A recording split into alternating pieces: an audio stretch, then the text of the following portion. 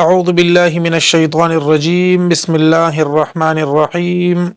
ولقد قال لهم او خامخا په تحقیق سره ویلو دویتا هارون من قبل مخکد دینا هارون علیہ السلام ورته ویلو مخکد دینا یا قوم ای زما قوم انما خبرداد بلندا فتنتم به په ازمیخ کې اچول شوی تاسو په دیسخي سره وان ربکم او بشک رب تاسو الرحمن رحمان دی فتبعونی پس تاسو زما تابعداریو کې واطيعوا او حکم امنه واطيعوا او امنه امری زما د حکم واطيعوا امری او زما حکم امنه قالو دوی اویل لن نبرح علیه مونږبا هیڅکله پرې نګدو دی عاکفینا ټینګ پاتې کیدون کې حتی یرجع الینا موسی تر دې پورې چې واپس راشي زمون طرف ته موسی علیه السلام یعنی چې مونږ خو به د دې سخی په عبادت کې تر هغه وخت پراته یو تر سو پورې چې موسی علیه السلام نوی راغلی قال موسی علیه السلام او فرمایل یا هارون اے هارون علیہ السلام ما منعک سسیز منع کړی ته اذ رأیتهم ضلوا چې کله تا دوی اولیدل چې گمراه شوی دي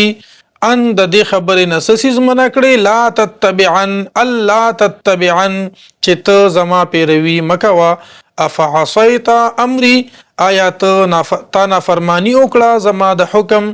قال د اویل یبن اے زما د مور زویا لا تأخذ بلحیتی تمنسا زماگیرا ولا برأسی او نا زما سر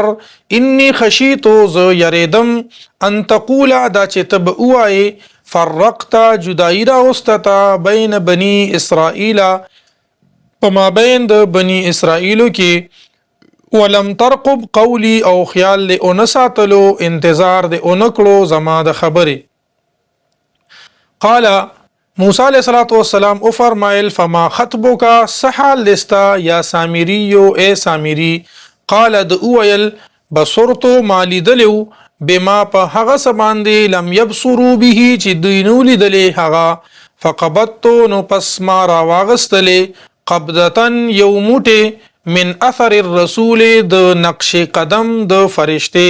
فنبذتها نو پس واچول ما په دیسخي کې وكذلك او هم دغشان سولت لي نفسي صلاح راکړه ماتا زما نفس قال موسی علیہ السلام او فرمایل فذهب لارشا فان لك پس بشکا استاد پارا فی الحیات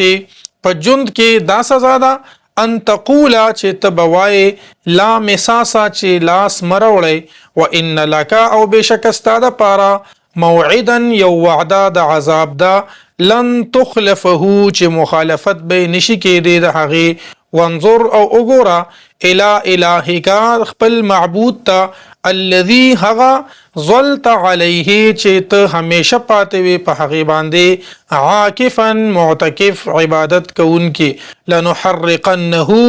زرد چې وبسي زمونږه دلرا د سخیلرا ثم لننسفنه بیا به وبیو دلرا یعنی د دې ایرب وبیو فی الیم په دریاب کې نصفن په الوزولو سره انما خبر داده بلندا الهکم الله الذي معبود دستاسو الله دی الذي هغه ذات لا اله چې نشته دی معبود الا هو بيدنا وسع كل شيء علما او راخور دی په هر سیز باندې علم ددو وسع كل شيء او راګیر کړه دی هغه كل شيء هر سیز علما په علم سره كذلك هم دارنګي نقص بیانو مونږه عليك تاتا من انباء ما قد سبقا د خبرونو د واقعاتنا ما هغه قد سبقا چې مخکې تیر شوی دي وقد اتیناک او په تحقیق سره درکړو مونږ تا من لدنا د خپل جانبنا ذکر یعنی قرآن من اعرض عنه چا چې مخوالولو د دینا فانه نو پس بشک هغه يحمل يوم القيامه اوچت بکړي په ورځ د قیامت وزرن بوج خالدین فیه همیشه به دوی په هغه کې وساء لهم او بد د دوی د پاره یوم القیامت په ورځ د قیامت حملا د غبوج اوچتول یوم ينفخ فی الصور پکم ورځ بچی پوکی اوخلی شي پشپېلې کې ونحشر المجرمین او مونږ به راجم کو مجرمان یومئذ په دغه ورځ باندې زرقا چې شنې شوي بوي سترګې د هغې اودي شوي بوي سترګې د هغې یتخافتون پټې پټې خبرې به کوي دوی